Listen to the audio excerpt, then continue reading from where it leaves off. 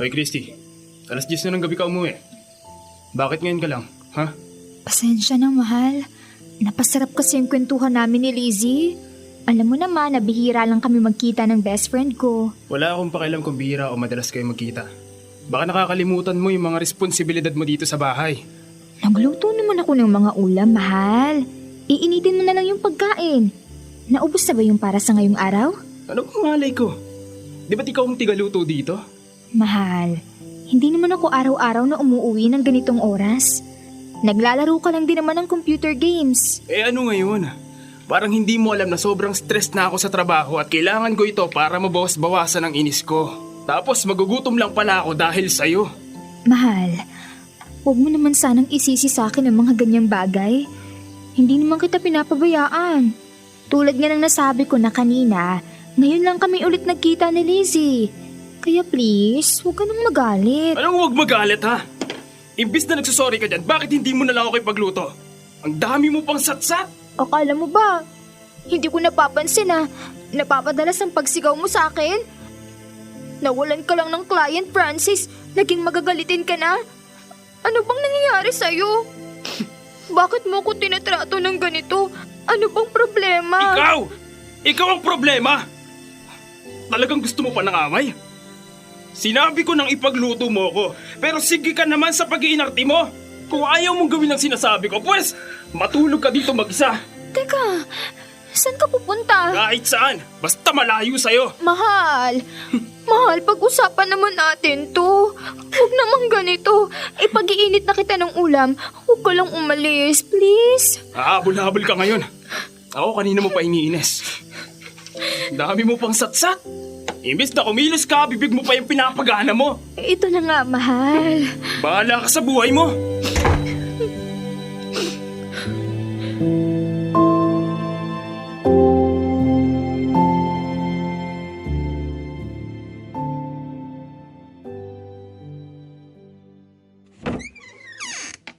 Mahal, buti umuwi ka na.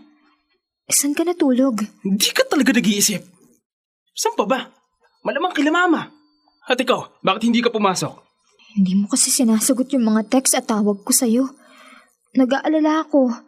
Wala pa akong tulog kaya minabuti kong wag na lang pumasok. Talagang ako pang dinadahilan mo dyan sa katamaran mo. Christy, baka nakakalimutan mo. Marami tayong mga binabayaran. Naguhulog tayo sa lupa, sa kotse, madaming bills dito, kaya huwag kang mag-inarte dyan at pumasok ka. Okay. Sige, papasok na lang ako. Salamat, mahal, at umuwi ka. Magpahinga ka lang. Promise, uuwi ako ng maaga mamaya at ipagluluto kita ng masarap na ulam. Subukan mo lang talaga umuwi ulit ng gabi at malilintikan ka sa akin.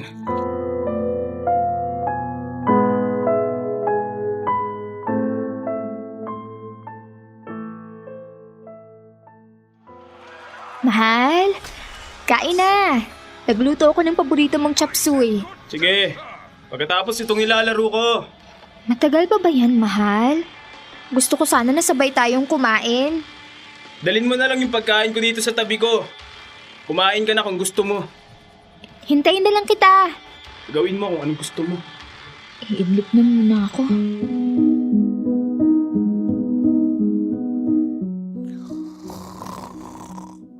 Aba, tinulugan mo pa talaga ako. Mahal, pasensya ka na. Kakain na ba tayo? Iinitin ko lang yung pagkain. Di ba ang sabi ko ilagay mo yung pagkain sa tabi ko? Anong ginawa mo? Bakit ka natulog? Sorry na. Alam mo naman na wala pa akong tulog, di ba? Pagod din ako sa trabaho kaya... Alam mo, nagigigil na talaga ako sa'yo sa totoo lang. Francis, ano ba? Bakit mo ko hinampas? Ang sabi mo, kakain na tayo pero anong ginawa mo? Tinulugan mo ako! Problema ba yun? Eto, nagising na ako. Pwede na tayong kumain ngayon dahil mukhang tapos ka na din sa paglalaro mo. At talagang sumasagot ka pa, ha? Aray! Francis, bakit mo ginagawa sa akin to? Hindi mo naman ako pinagbubuhatan ng kamay dati. Ano bang nangyayari sa'yo? Bakit bigla ka na lang nagbago sa akin? Sabihin mo na lang kung hindi mo na ako mahal. Hindi yung sinasaktan mo pa ako ng ganito. Gagawin ko kung ano ang sa tingin ko ay nararapat gawin sa'yo. At wala kang magagawa dahil ako pa din ang lalaki sa pamamahay na to.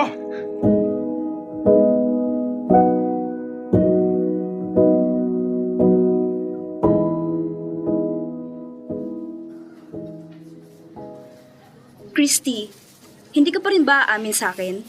Akala mo ba magbubulag-bulagan lang ako sa ginagawa ng live-in partner mo sa'yo? Natakot ka na malaman ko kahit wala ka naman palang mapagsabihan? Sa palagay mo wala kaming concern ni Glenn sa'yo? I'm sorry. Wala naman akong intensyon na magsumbong kahit kanino. Tinanong ko lang naman ng boyfriend mo kung napagbuhatan ka niya ng kamay kahit minsan. Pero yun lang yun. Hindi ko naman akalain na bigla kayong magkakaroon ng pagdududa. Kahit gaano pa kakapal yung concealer na ilagay mo dyan sa balat mo, mahahalata ko pa rin ang pasan na ginawa sa'yo ng hayop mong live-in partner. Anong plano mo ngayon? Kung hindi ko nalaman to, ano? Sabihin mo nga sa akin, iiwan mo yan o sasabihin ko ito sa magulang mo? Lizzie, wag. Ano ba? Hindi na dapat itong malaman ni na mama at papa. Anong gusto mong gawin ko? Hayaan ka na magbistulang punching bag ng lalaking yon? Dahil may problema siya, hahayaan mo na lang na sa'yo niya ibunton? Hindi ko na alam. Lizzie, alam mo naman na hindi rin maayos ang relasyon ko sa mga magulang ko, hindi ba? Kaya saan ako pupunta kung makikipaghiwalay ako kay Francis?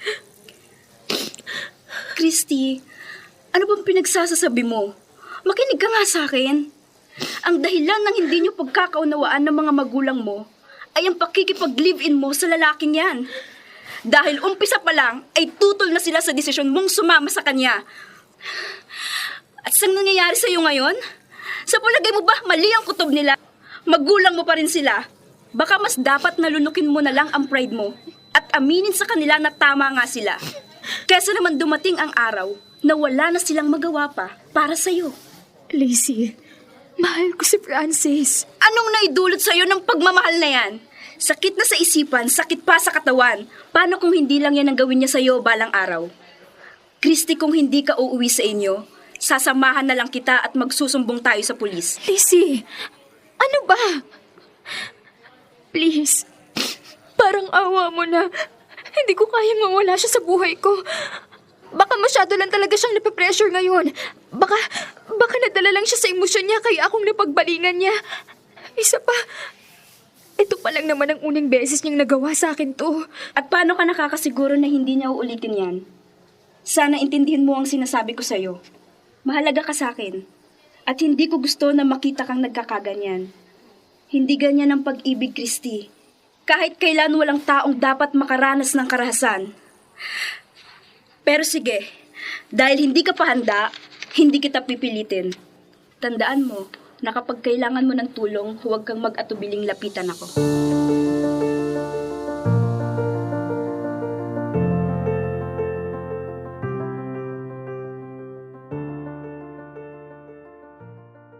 Di ba ang sabi ko walang aalis, ha? Eh bakit nagpakita ka pa rin sa kaibigan mo? Sinusubukan mo ba talaga ako? Ha? Ano? Isinumbong mo ako sa kanya? Nagpaawa ka? Hindi ka ba naniwala sa sinabi kong hindi ko na uulitin yung ginawa ko sa'yo? Kakasabi mo lang na hindi mo uulitin. Pero anong ginagawa mo? Pinagbubuhatan mo na naman ako ng kamay kahit wala naman akong masamang ginagawa sa'yo. Francis, sabihin mo nga sa akin. May iba ka na ba? Mahal mo pa ba ako? Ano bang nangyari? Bakit bigla na lang ganito? Hindi naman kailangan humantong sa ganito.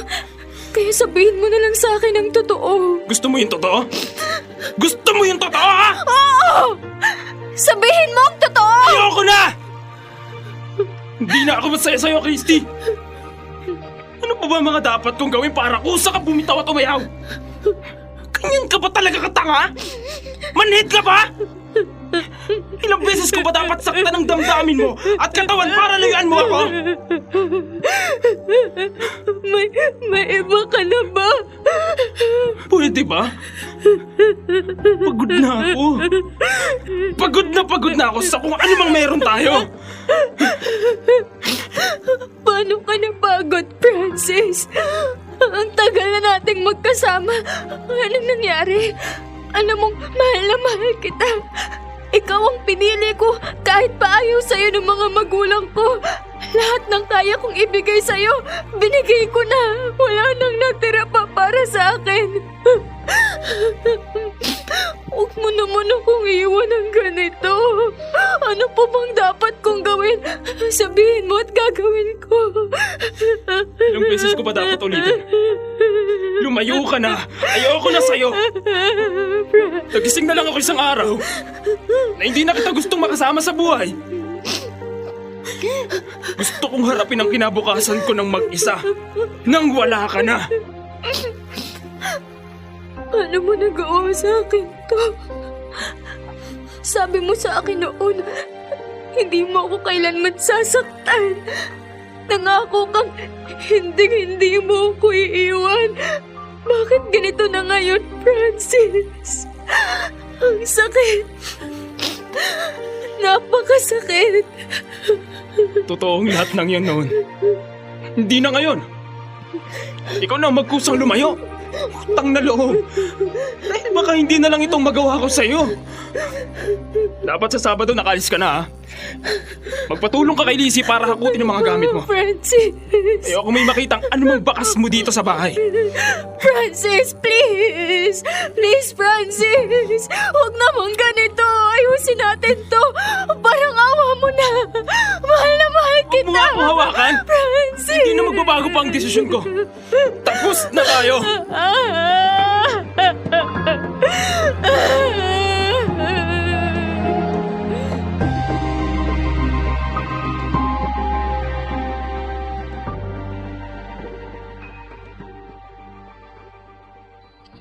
Talagang mas gugustuhin mo pang makihati ng kwarto sa akin kaysa umuwi sa inyo?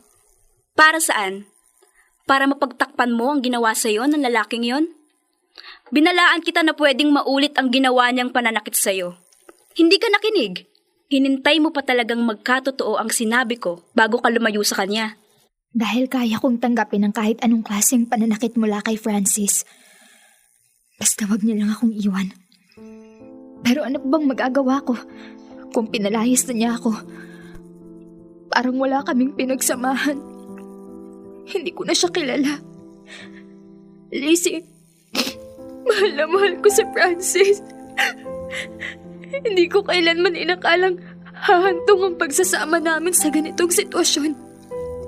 Hindi ko malaman kung saan pa ba ako nagkulang. Mas mahal ko pa nga siya kaysa sarili ko. Mas kakayanin kong mawala ang lahat, wag lang siya. Yan tayo eh. Mas gusto mo na mawala ang lahat, wag lang si Francis. Christy, lugmok na lugmok ka na sa kalungkutan. Tama na yan. Oras na para bumangon. Huwag mong intayin na mawala talaga ang lahat sa'yo bago mo mapag-isip-isip na okay lang pala na wala siya sa buhay mo. Tama na ang pag-absent mo sa trabaho. Una, kailangan mo ng pera para mamuhay ng maayos. Pangalawa, kailangan mo ng diversion para hindi puro si Francis ang nasa isip mo. Magpaka-practical ka. Mahirap ang walang trabaho. Dahil kahit maglupasay ka sa harap ni boss, kung hindi ka na productive, finish ka na. Mahal na mahal ko siya. Pues, simulan mo nang tanggapin na hindi ka na niya mahal para unti-unti ka nang makausad. Mahirap sa umpisa pero pilitin mo.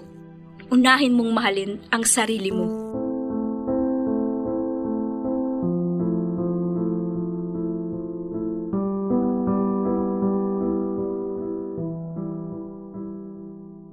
Dear love, sobrang tindi ng kalungkutan na bumabalot sa akin. Kung gaano ako kasaya noon sa tuwing kasama ko si Francis, ay doble naman ang lungkot ng palayasin na niya ako sa buhay niya. Bakit ganun? Bakit kailangan pang humantong kami sa hiwalayan? Kaya ko namang tiisin lahat ng pananakit niya. Basta magkasama lang kami. Sana ay ganoon lang kadaling makalimot. Gaya nung kung paano nawawala ang mga pasa sa aking katawan, dulot ng pambubugbog sa akin ng ka-live-in ko.